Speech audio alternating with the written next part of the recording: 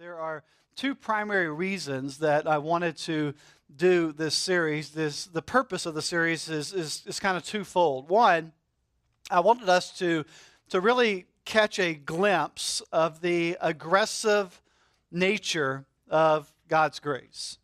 And what I've said from day one in this series, that grace is more than just God being lenient with us.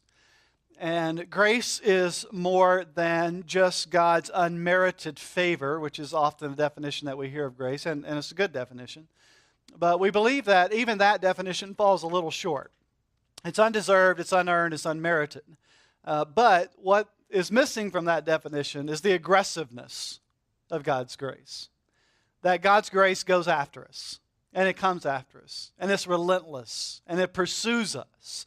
And so this series has been a reminder of God's aggressive pursuit in the name of grace. And then the second purpose of this series, and one that I really want to focus in on today. The second purpose of this series is to remind us and help us understand our vast, desperate need for God's grace. I think number one is kind of natural. I think the first purpose to see God's aggressive grace, I think that's kind of natural to see it. As we kind of traverse through the redemption story of the Bible, we've seen it. I mean, we've seen Adam and Eve when they sinned against God and lived in deliberate disobedience and then hid themselves in the bushes wearing their pathetic leaves because of their sin, that God comes down into the garden and seeks them out and pursues them. And the very first question of the Bible is a grace question. Where are you? And he seeks them out. We see it as we walk through the biblical text and as we've walked through this series. We saw it in a man at that time named Abram, who would become Abraham. As he enters into this covenant with this holy God. And we talked about the blood covenant of that day, the ritual of that day of dividing animals in half, and the two parties would walk between the animals to signify the significance of the covenant. And we saw the unilateral nature of the covenant as God puts Abraham to sleep. The animals are divided in half, and God walks alone through the animal. And the blood splashes up on his robe and his sandals as he walks alone, signifying that we're incapable of upholding our end of the bargain. And that's what grace is. It's God walking alone in the covenant. And then we saw it in the Judah story. I mean, wow. A story so R-rated that we question if we should even read it out loud. I mean, it's not in our children's books for sure. It's not the one you're going to pop open the little cartoon characters at home. Hey, honey, before you go to sleep tonight, let me tell you about Judah. I mean, I didn't even read part of the text. A story so R-rated, and yet God's grace is seen in the Judah story as he shows up in the craziest place of all, the genealogy of Jesus. And then we saw it in the story of Moses and the Israelites as God delivers them out of 400 plus years of bondage and slavery.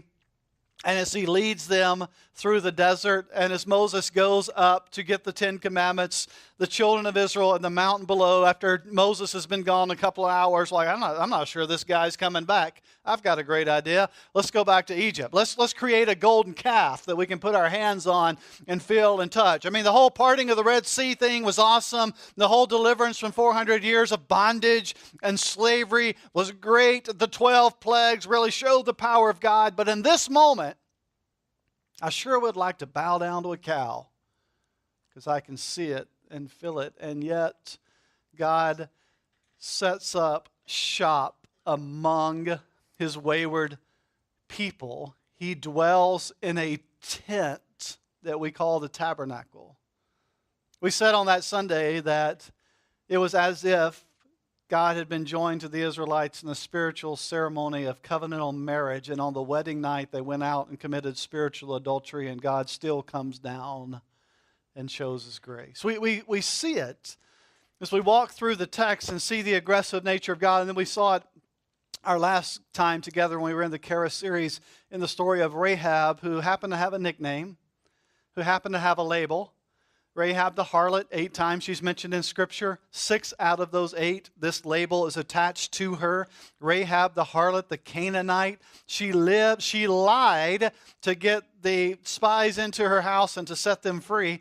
And then she said, look, just one deal. When you guys conquer the city of Jericho, can I be a part of the redeemed people? And God's grace is poured out on a Canaanite harlot. And then when she shows up in Matthew 1, she shows up in Hebrews chapter 11 as we see God's grace being poured out. And so I think we get, number one, we get God's aggressive grace and how it pursues and goes after. And these stories and hundreds of others in the Bible remind us of the determined nature of God's incomprehensible and sometimes outright offensive grace. Grace happens in the brokenness, in the sin, in the evil. I'm not so sure we completely grasp number 2. I'm not so sure that we really understand our vast need and dependence on this same grace. And here's why. It's what I do and it's what you do. The reason is that we tend to categorize our sin, don't we? Like, I'm not as bad as this person. I'm not as bad as that neighbor. I'm not as bad as this person at work. You won't believe what this person did. I'm not as bad as you fill in the blank.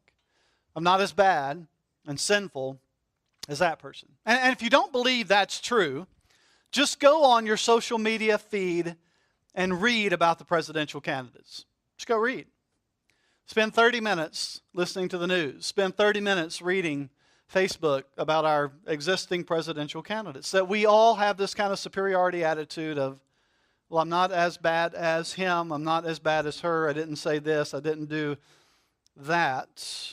And our not so bad sins pale in comparison to our candidates, our friends, our coworkers, the guy down the street, the person who abused me, the man who left me. Our not so bad sins pale in comparison to everyone else's sins. And we kind of live with this us versus them superiority. That the news about me and my sin doesn't seem as bad when I compare it to them and their sins. My sins don't seem so bad when I read about this or him or her, or when I hear this story or this person bragging about this night or this chapter in their life. My sins don't seem quite as desperate as that person's. Netflix recently released a documentary about Amanda Knox, who is the accused and then acquitted killer of a friend. You remember it was all over the news. And at the end of the Netflix documentary, Amanda Knox makes this statement. People want the reassurance that they know who the bad people are and that it's not us. People want the reassurance that they know who the bad people are and that it's not them, that it's not us, that it's not me. And it makes us all afraid that it is. Interesting perspective. You see, I tend to hinge my identity on who I am better than. I tend to hinge my identity as a Jesus follower on someone else's sins. Well, I'm not as bad as that person. I tend to hinge my identity on comparing, and it clouds our understanding, one, of how sinful we really are and were, and how much we need grace. This us versus them superiority, causes us to fail to really grasp how desperately I need God's grace, how sinful I am. And Charis reminds us, my sin, as small as I try to make it, as much as I try to trivialize it, my sin requires the same divine grace as you fill in the blank. My sin requires the same grace as the Donald Trumps of the world, the Hillary Clintons of the world, the neighbor down the street, the abuser, the pedophile, the killer, the murderer, the blasphemer, the atheist, the agnostic. My sin requires the same divine grace as that person that comes to your mind. Same grace. And so what we've said as we've read these new Old Testament stories, we've been finding grace in the Old Testament. The warning that we have given as we've gone through this is don't read the Bible looking for moral examples. Don't read the Bible thinking that the characters we find there are the people that we should emulate. That the intention of the Bible is to be like whoever. Be like David, be like Saul, be like Gideon, be like Joshua. That's not the intention of the Bible. The Bible is God's story. It's His story. It's God making history, His story. It's a story of a God who pursues rebels amidst the ugliness. Let me give you some examples as we kind of continue to move through the Old Testament story. We find grace in a book like the book of Judges. Let me summarize Judges for you in just a few verses from the book of Judges. Judges chapter 4, verse 1, and the people of Israel again did what was evil in sight of the Lord after Ehud died. So the people of Israel again did what was evil in the sight of the Lord. Chapter 6 of Judges, verse 6. And Israel was brought very low because of Midian. They were being oppressed by Midian. Watch what happens. And the people of Israel, what? Cried out for help to the Lord. And when the people of Israel cried out to the Lord on account of the Midianites, the Lord sent a prophet to the people of Israel. And he said to them, thus says the Lord, the God of Israel, I led you up from Egypt and brought you out of the house of bondage. Again and again and again in the book of Judges is this cyclical story that Israel falls into idolatry, they disobey, they rebel against God, and God punishes them through oppression, the oppression of other nations, of neighboring countries. They are oppressed. They are made slaves. They are oppressed by other nations. And what do? They cry out to God for help. And what does God do? God sends a deliverer. He sends a judge. That's the name of the book. He sends a judge again and again and again. They fall into sin. They fall into idolatry. They bend their knee to the golden calf. They want to live back in Egypt. They go into bondage again and slavery. God sends oppressors. He sends people to judge them. He sends instruments. They cry out for help. God delivers. God forgives. What do? They fall back into sin. You know what? As a matter of fact, it sounds a lot like my story. Pursue God, fall into sin, cry out for help and forgiveness. God heals and forgives. Everything's great until it's time to bend the knee to the golden calf again. Our story is very similar. Our journey is very similar. And that's why the book of Judges is filled with grace stories. Now, if you think the Bible is boring, read the book of Judges. Let's be honest, it reads like a Quentin Tarantino movie. I mean, as a matter of fact, I thought maybe there were some Quentin Tarantino titles that we could assign to the book of Judges. Inglorious Judges. Reservoir Jews. You got to be a Tarantino fan to get some of these. Samson Unchained. And we don't even have to change the name of this Tarantino movie. Natural Born Killers, right? I mean, You read the book of Judges, it's brutal and it's violent. Let me give you some examples. Ehud, judge, southpaw assassin, sneaks into the chambers of a king and buries his dagger into this obese king to the point that the obesity of the king, the fat of the king, literally swallows up the dagger. And by the way, he does this while the guy's sitting on the toilet. Sneaks out the back window. Ehud, the left-handed judge. Deborah, first female judge.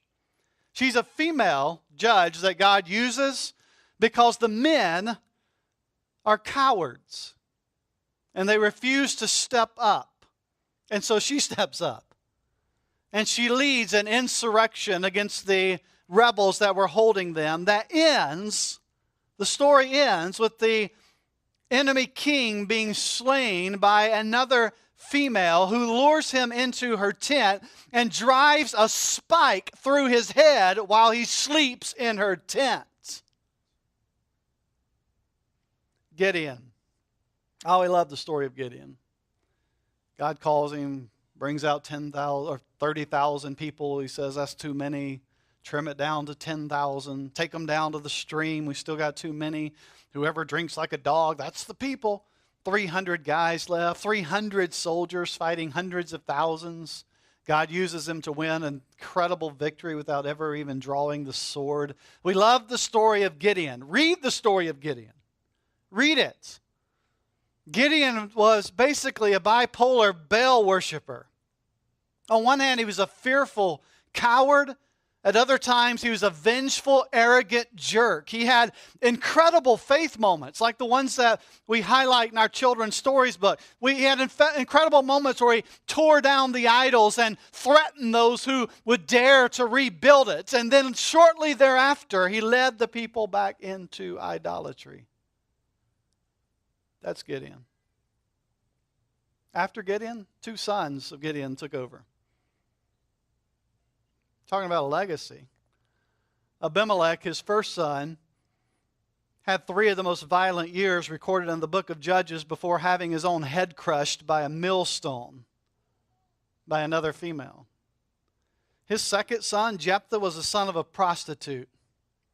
And he makes an irrational bargain with God that if Israel prevails in war, that he will sacrifice the very first thing he sees when he returns home. Here's the problem.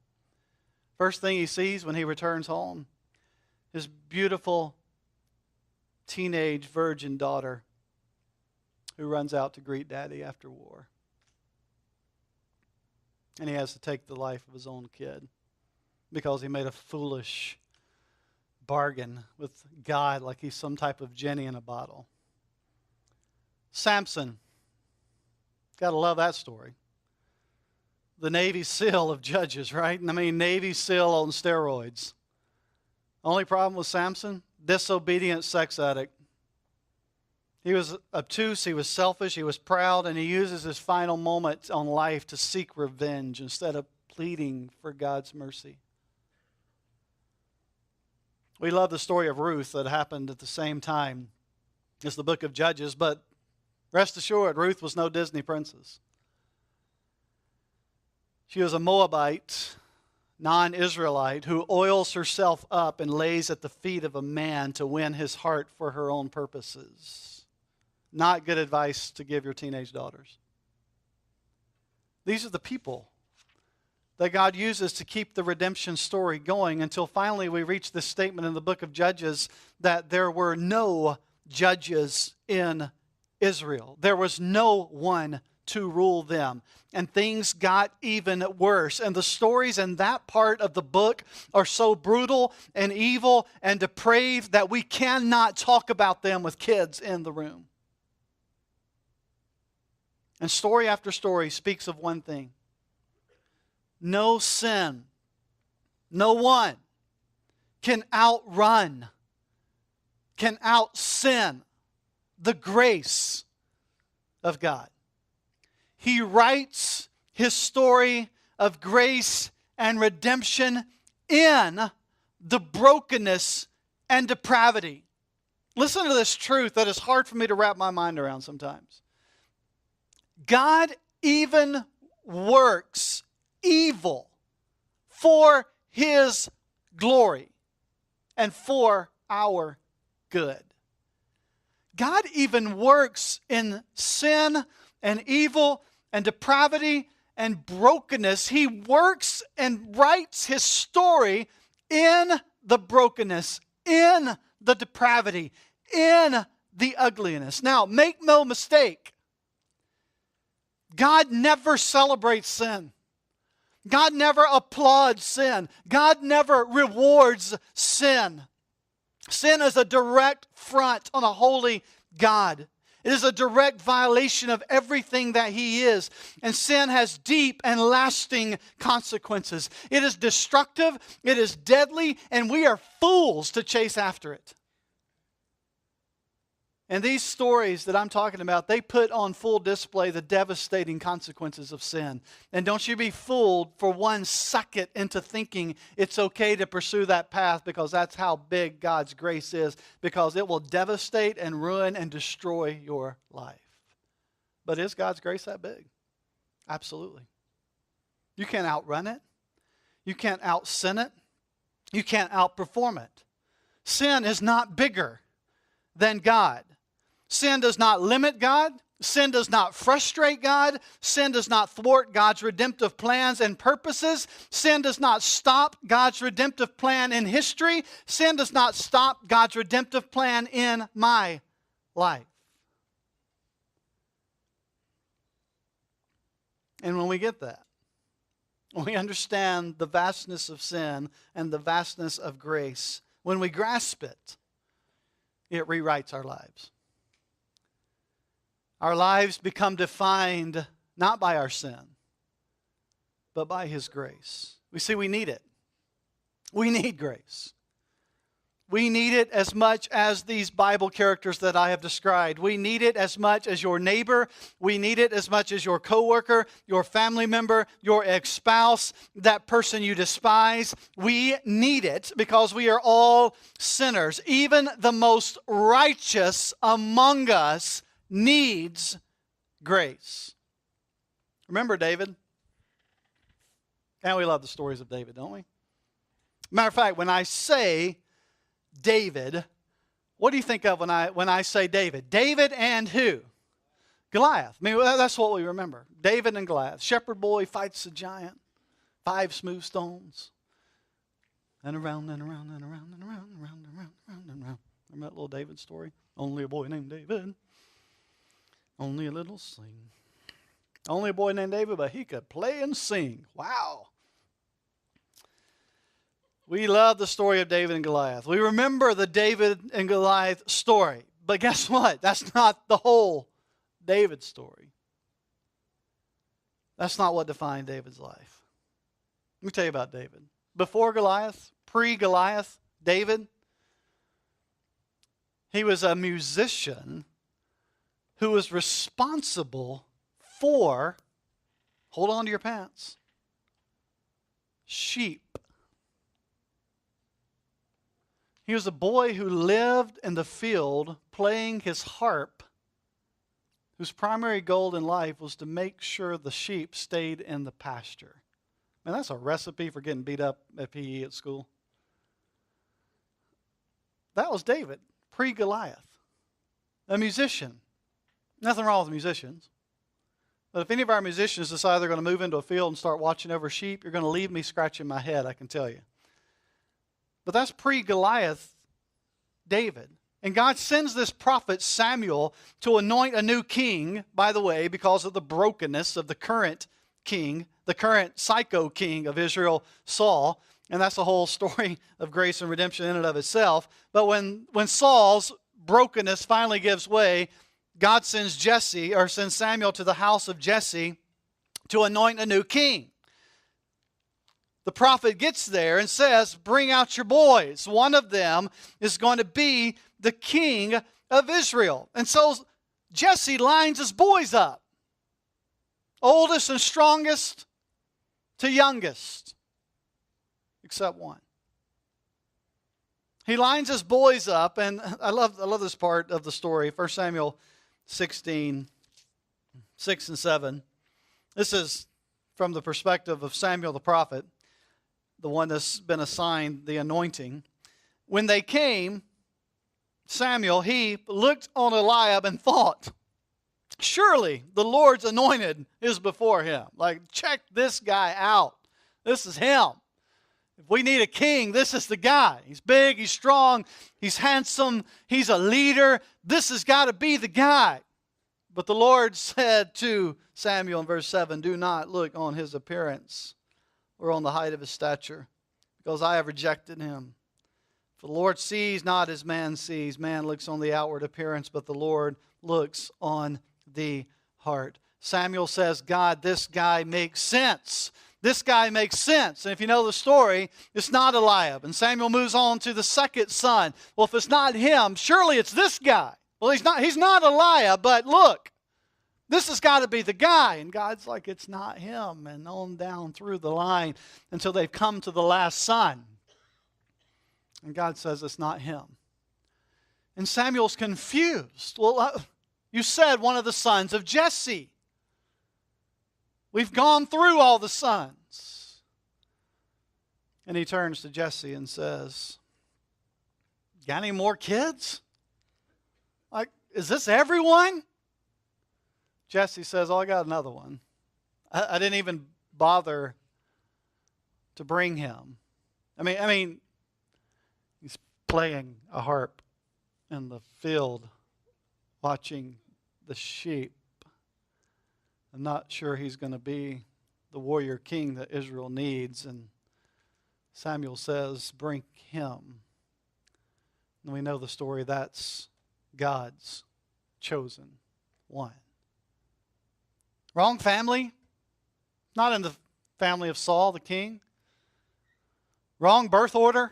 He's the runt. They even bring him to the draft. Wrong appearance. Wrong training. God's chosen. Grace in the story of David. And then we all love the story of David facing Goliath. We talk about grace. Number one, the fact that God used a teenager, grace. I'm just kidding. We love our teens. I got 3 of them. Grace in a teenager with a slingshot.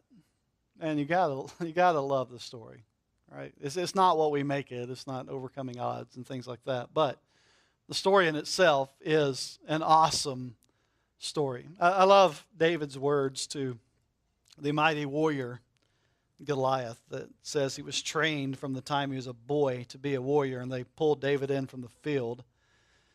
Verse 45, David said to the Philistine, you come to me with a sword and with a spear and with a javelin, but I come to you in the name of the Lord of hosts, the God of the armies of Israel, whom you have defied. This day, who? The Lord. Whose battle was it? It's God's. It's grace. This day the Lord will deliver you into my hand, and I will strike you down and cut off your head. And I will give the dead bodies of the host of the Philistines this day to the birds of the air and the wild beasts of the earth, that all the earth may know that there is a God in Israel. And all this assembly may know that the Lord saves, not with sword and spear, for the battle is the Lord's, and he will give you into our hand. I love the trash talking of David in this text. Zach and I were in an environment last Sunday where there's a lot of trash talking. I sat quietly with my hands folded. Joking. We had some fun, entertaining trash talking ourselves. We were playing our arch rival, and it's fun to get caught up in the environment and yell things at the other team and other fans who pull for that team. A lot of fun times. Heard a lot of trash talking.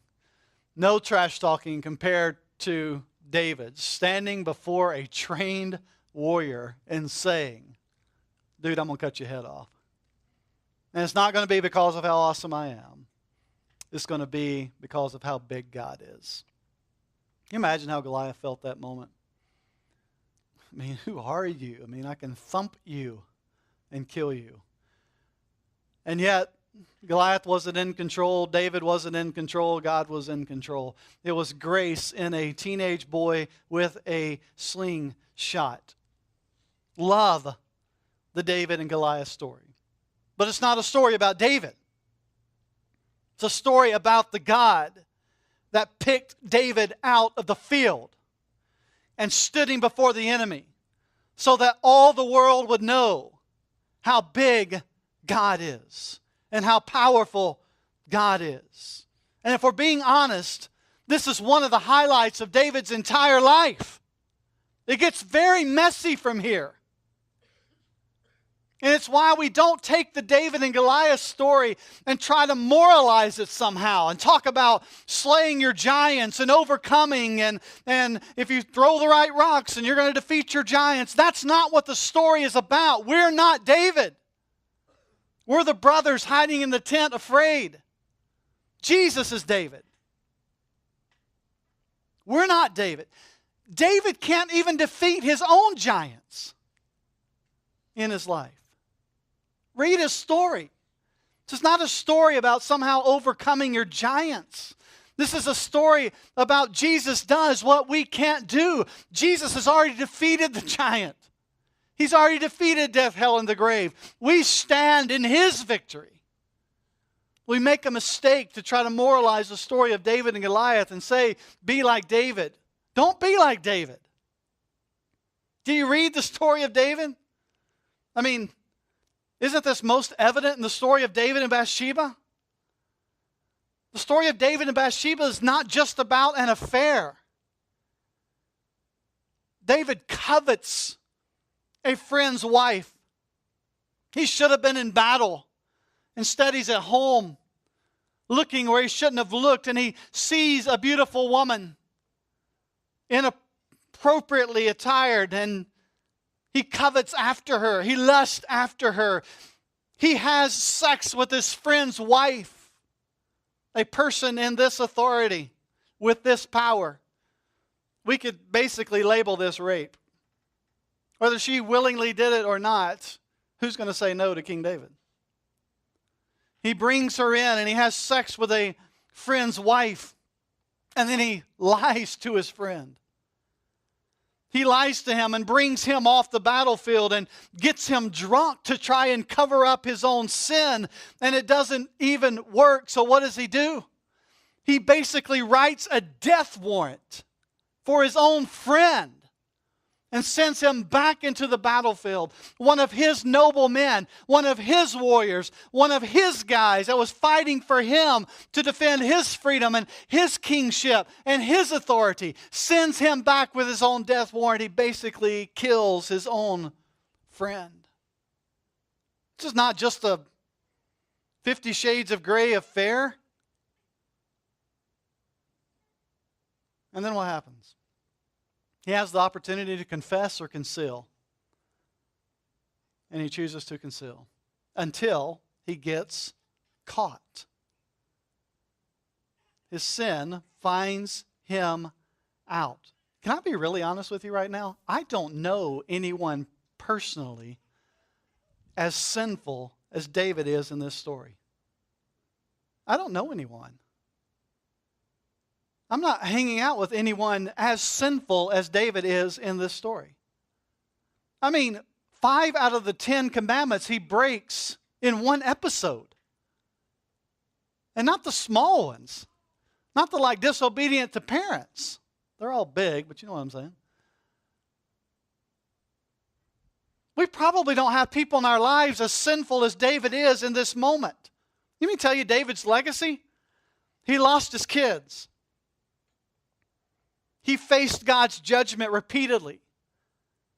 David, in his noble intention, says, God, I want to build you a house. I know the whole tabernacle thing was cool, but I want to build you a temple. Like I want people to know who you are. I want to build you a house that represents that. And you know what God says? You can't, because you're too violent. You shed too much blood. Your son will build it, but David, you can't build it. You've got too much blood on your hands. His kingdom was divided. His own son conspired against him. Most of his life was a wreck. And yet, he's described as a man after God's own heart.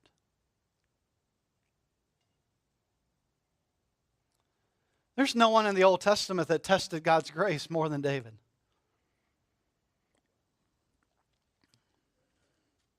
And here's what he reminds us. Grace has no limits. Here's what David reminds me.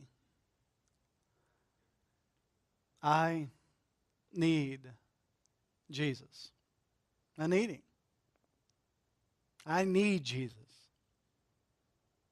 And the story of David screams to me, Devin, you need Jesus. Don't put your eyes on David. Don't put your eyes on these Bible characters. Don't put your eyes on who's doing what and who's righteous and unrighteous and I'm better than him or compared to him or my sin's not as bad. Devin, you need Jesus. And David reminds all of us this morning, we need Jesus. Jesus did what David could not. Jesus is the moral example that David was not. Jesus resisted temptation when David could not. Jesus was innocent when David was guilty. Jesus said no when David did not say no to temptation. Jesus went to the battlefield when David stayed home. We need Jesus. David is not the hero. Jesus is the hero. Man, we're facing a crucial time, aren't we? Like this week. But here's what you have to know. And I hope that you hear me preach and speak enough to know this. It doesn't matter what happens on Tuesday.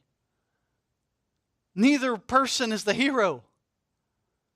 Neither person determines our hope and fate and our future. Our kingdom is not of this world.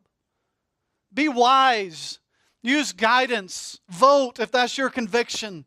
Follow your conscience if that's your conviction. That's what freedom in Jesus is. But at the end of the day, we don't put our hope and faith in any human. Can you imagine the TV ads that would be run if David was running for president? Are you kidding me? I mean, you think what we see now is bad?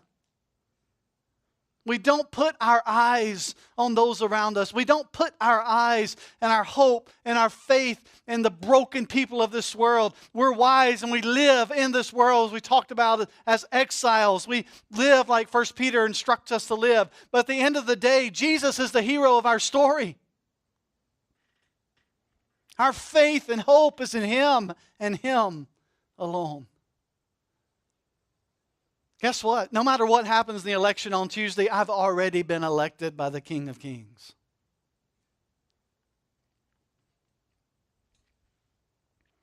Second Samuel 7. I'm going to read you a few texts and we're out. Listen to God's promise to David. We read the promise to Abraham. This is David's covenant with God. The covenant that God gives to David. The entire chapter of 7, if you have time later to read it, is the covenant. But I just want to zone in on just a few verses. 2 Samuel 7:11. From the time that I appointed judges over my people Israel, so we saw the judges. From the time I appointed judges over my people Israel, and I will give you rest from all your enemies. This is God to David. This warrior, this bloodshedder, this soldier that was responsible for taking a lot of lives, God says, look, there's going to be peace. I'm going to give you rest from your enemies. The Lord declares to you that the Lord will make you a house. You hear what I just said 5 minutes ago? David said to God, I want to make you a house. And God said, you got too much blood on your hands. But guess what, David? I'm going to establish your house. What?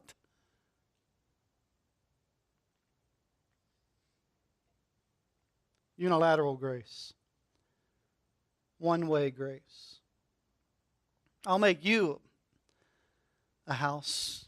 Verse 12, when your days are fulfilled and you lie down with your fathers, I will raise up your offspring. God says, I'm going to raise up your son after you, who shall come from your body, and I will establish his kingdom. This is the God of gods, the King of kings, speaking to sinful humans, to David of all people. In verse 14, I will be to him a father, and he shall be to me a son.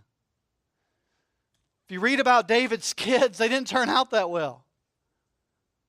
As I mentioned, his own son tried to conspire against him and take the kingdom out from under him. And God says to David, where you have failed as a father, I will step in.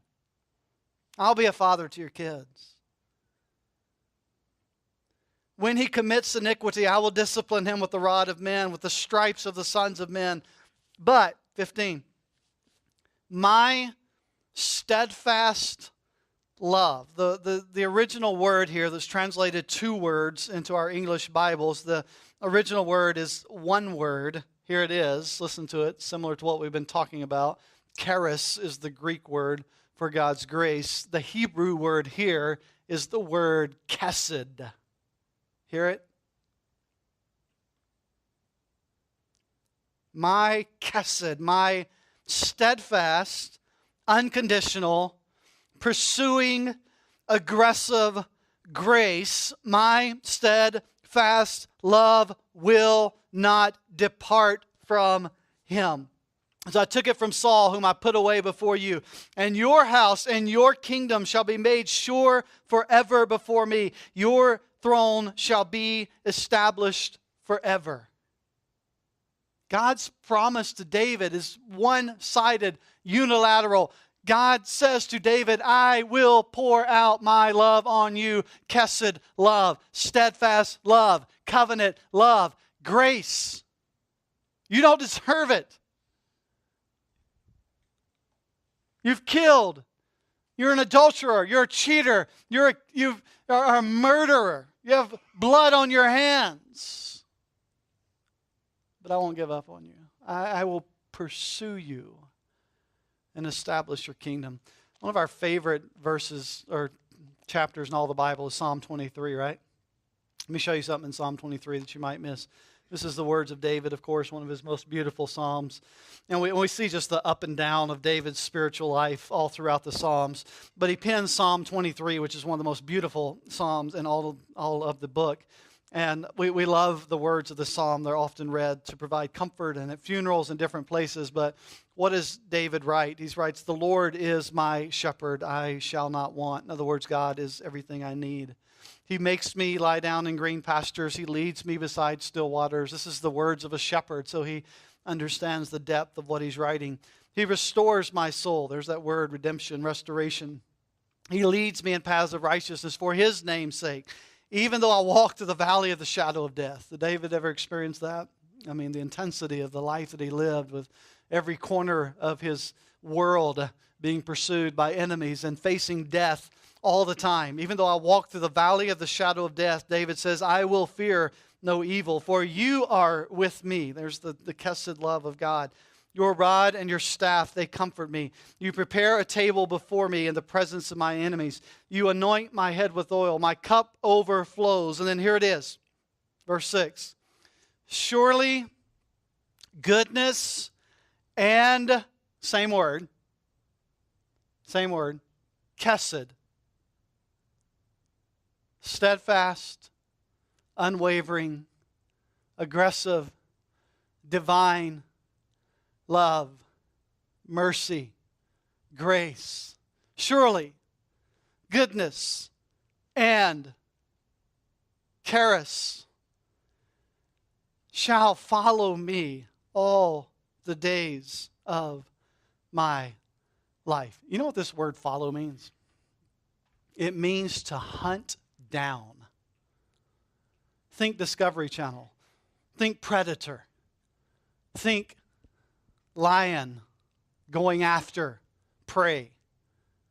Hunt down. Your mercy, grace, steadfast, unconditional, offensive, unearned, undeserved grace will hunt me down. You ever been in a place of life where you needed God to hunt you down because you had run so far and so fast and so far away?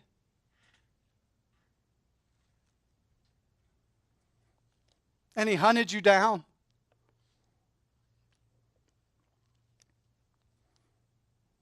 You ever been in a place where you tried to outrun God, out-sin God, and He hunted you down? His mercy and His grace pursued. I tell people God pursued me when I didn't want to be pursued. I didn't want to be pursued. I wanted to run. I wanted to be far away.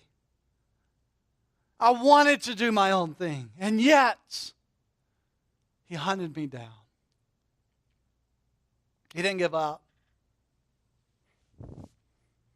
Goodness and mercy will follow me. They will hunt me down. How long? All the days of my life.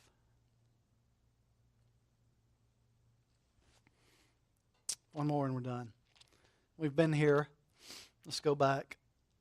Matthew 1. Matthew's laying it out. This is who Jesus is.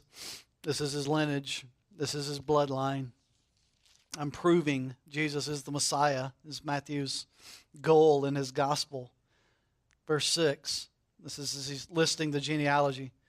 And Jesse, the father of David the king, and David was the father of Solomon, here it is, by, not Bathsheba, that's the mother here, by who? By the wife of Uriah. He's not hiding it, editing it out, changing the storyline. Matthew says, let me tell you who David was. Yes, he was the king. He was the king that represented the King of Kings. But don't forget, in the David saga, in the David story, his son Solomon was the product of a wicked, wicked episode. The wife of Uriah. He highlights the messiness again to remind us of the grace. Here's what I want you to take away. God's grace is bigger than you can even begin to imagine. It's bigger than you think. God's grace is bigger than what you can wrap your mind around.